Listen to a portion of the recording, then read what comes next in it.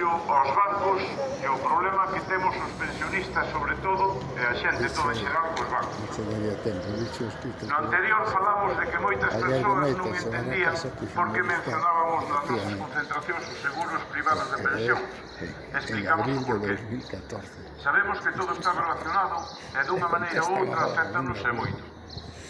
Hoxe tócanos ver o tema dos bancos, como nos afecta, xa que vimos comentando desde hai tempo que outros compañeiros de Modepen están facendo concentracións diante dos bancos para protestar polos abusos que están a cometer. Imos a ver, a nós, a todos, obrigannos a cobrar as pensións e outras prestacións do Estado por medio da banca. E esta, aproveitando a situación, mete unhas cláusulas abusivas. Isto que fan, puxolle o Estado en bandexa, pero a nós non nos defenden deses buitres. Quero lembrar, porque a xente parece olvidárselle, que o Estado somos todos.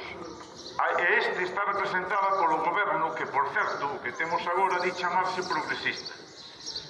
Todas e todos, sin excepción, recibisteis unha ou varias cartas dos bancos onde, dunha maneira un tanto escura, dicíanos que ian cobrar unhas comisións por unha serie de gastos que eles tiñan. E dicíanos que tiñamos un prazo de tempo para dicir que non estábamos conformes, pero que as comisións iban cobrar quixésemos ou non. Pero que aínda é máis grave, se os teus ingresos non chegan a unha cantidade que eles unilateralmente consideran, repito, co beneplácito do goberno de turno, as comisións pódense ata duplicar. Hai bancos que cobran máis de 120 euros anuais de comisións. Iso sí, se as operacións as faz sen molestar ao banco, é dicir, se as faz desde a tua casa ou por medio do caixeiro, fanche o grandísimo favor de aforrarse algunhas comisións. Pero e as persoas maiores? Toda esa xente maior da zona rural que están onde están a baleirar as oficinas e os caixeiros. De entrada, podemos sacar unha conclusión sen temor a equivocarnos. Os bancos están a enriquecerse, entre outras cousas, roubando aos máis débiles. E non me canso de repetir, co consentimento dos gobernos de turno. Máis escandaloso co actual que, como digo, din que é o máis progresista da historia. Antes dicíamos que a Igrexa topamos, pero ahora coa Igrexa, coa banca, coas multinacionais, etc. Os gobernos cos poderosos fan a vista gorda, e senón, aos feitos me remito. Dicían antes nos garitos a banca se empregada, pois agora non fai falta ir aos garitos. Ou vai ser que hai tanta merda na nosa política que xa é todo un garito? Non afirmo, pregunto. A banca europea leva reducindo o seu número de entidades sucursais e empregados desde o estalido da crise financiera, o que fixo que só na década previa á pandemia se destruísen 500.000 de postos de traballo no sector, con España como o país máis afectado. A finais de 2019, a banca daba emprego na Unión Europea a 2,6 millóns de persoas. Con todo, trátase da cifra máis baixa da serie histórica do Banco Central Europeo, que comeza no 97, e supón 500.000 postos de traballo menos que ao peche de 2009. Os países con máis traballadores en banca coincidían cos países con maiores centros financieros de Europa: Alemanha, Francia, Reino Unido, Italia e España, que empregaban ao redor dun 68% do total, segundo un informe da Federación Bancaria Europea. Naquel entón, España era o país con máis número de sucursais bancarias da Unión Europea, exactamente 44.431 oficinas, por encima de Alemanha, Francia, Italia e de Reino Unido.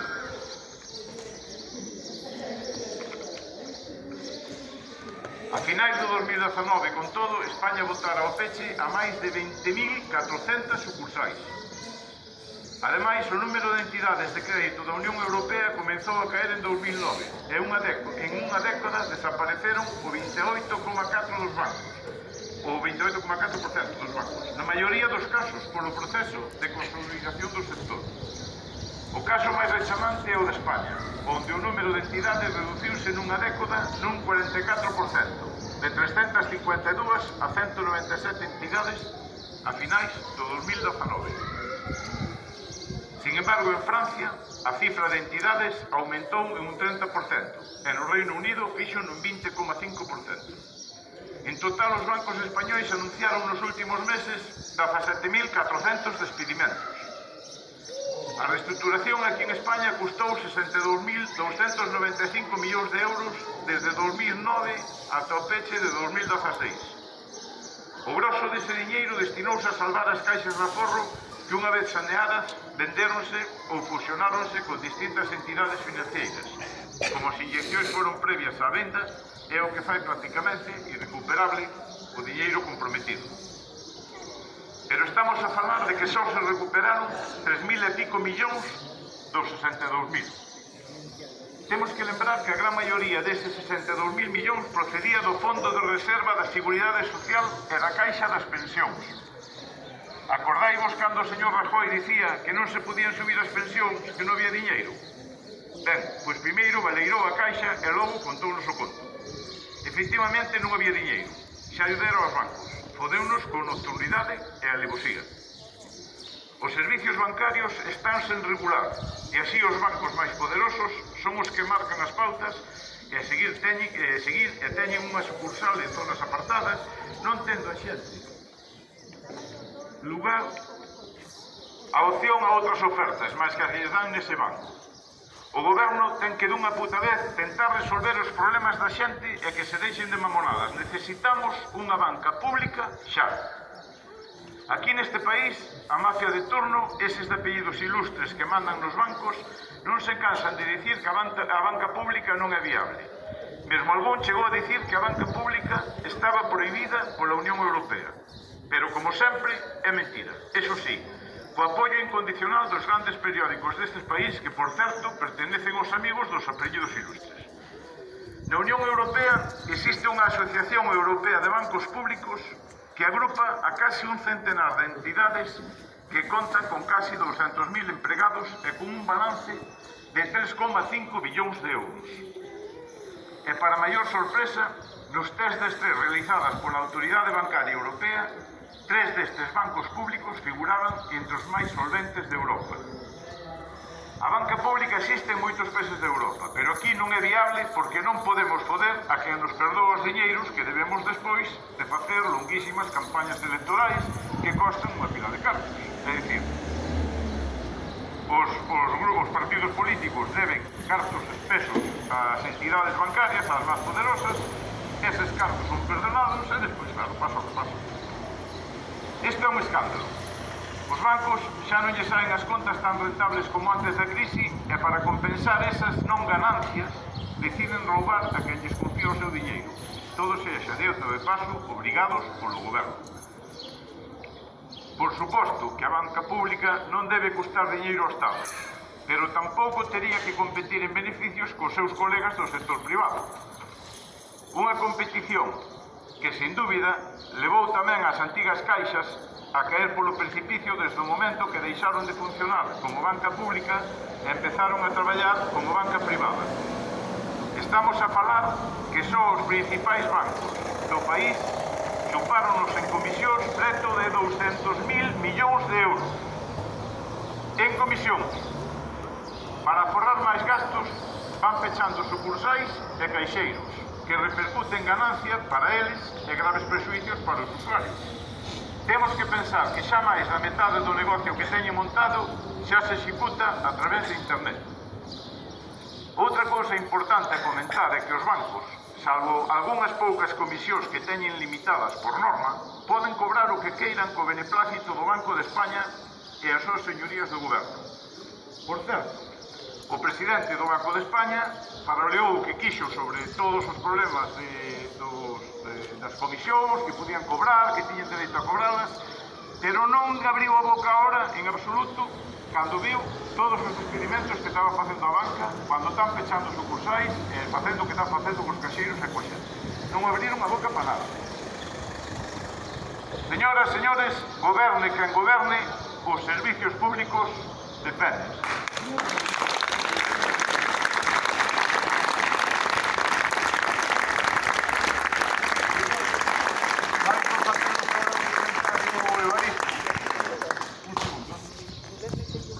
Vamos a ver, o día 15 de xullo, xoves, vai ir Xavier Pérez da Vila. Parece que casi todos coñecedes a Xavier Pérez da Vila. É mestre e economista e el traballa con o DEPEN continuamente, todo tipo de actividades. Xa veo hai 2 ou 3 anos a presentar un libro sobre a situación das pensións e tal, non? Entón agora el vai presentar un libro que publicou en setembro ou outubro do ano pasado, que se titula Socialismo en Europa 2021. E eu vou no presentar a él, por eso tamén. Entón, pois nada, que os seipades, que lle interese ir no teatro ás 8 da tarde o xoves día 15 de xullo.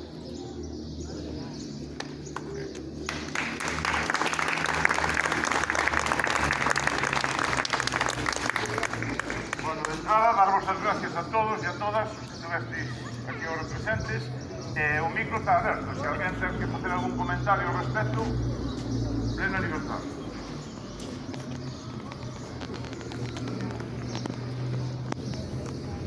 Bueno, ahora mismo acaban de arrogarse Comisións Obreras e UGT el ser os interlocutores sociales de unha reforma ás pensións que lle dan. Hai uns temas que son bastante...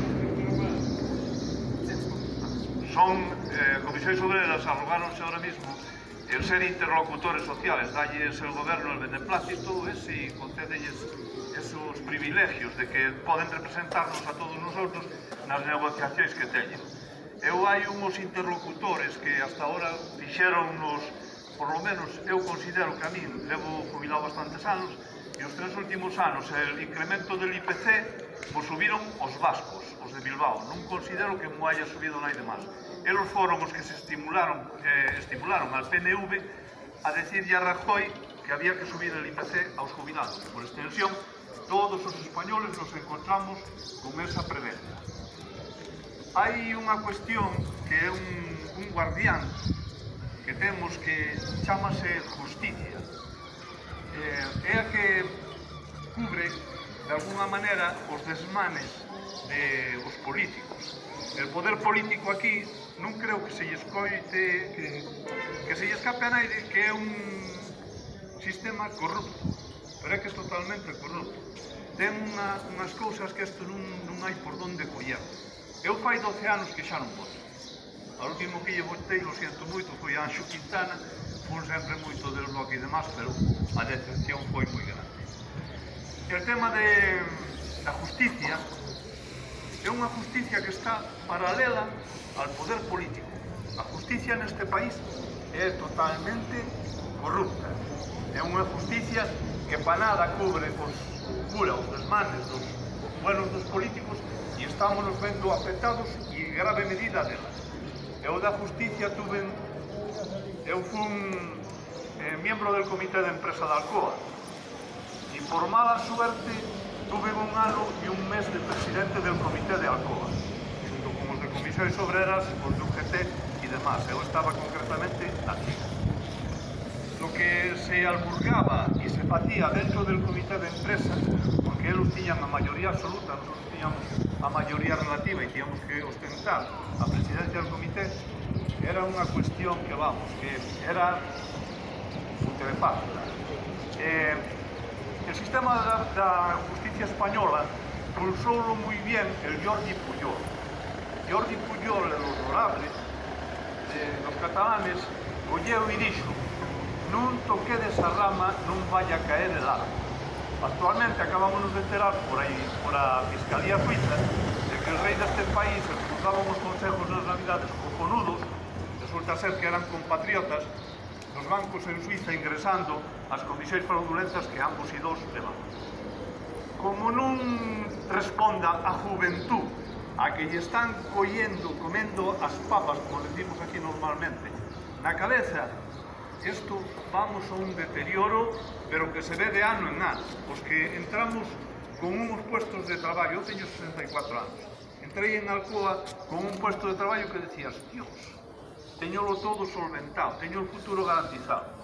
Hoy en día os chavales, salvo que teñan un enchufe e se vayan colando hacia a administración ou hacia ciertas empresas que se privatizan e ainda teñen unha determinada entidade, lo teñen moi jodido. Eso así non se pode tolerar. Hai que decir a justicia que, por favor, non son fumables. Esto nin é justicia, nin é nada, é unha corrupción exactamente igual que el poder político, ni más ni menos.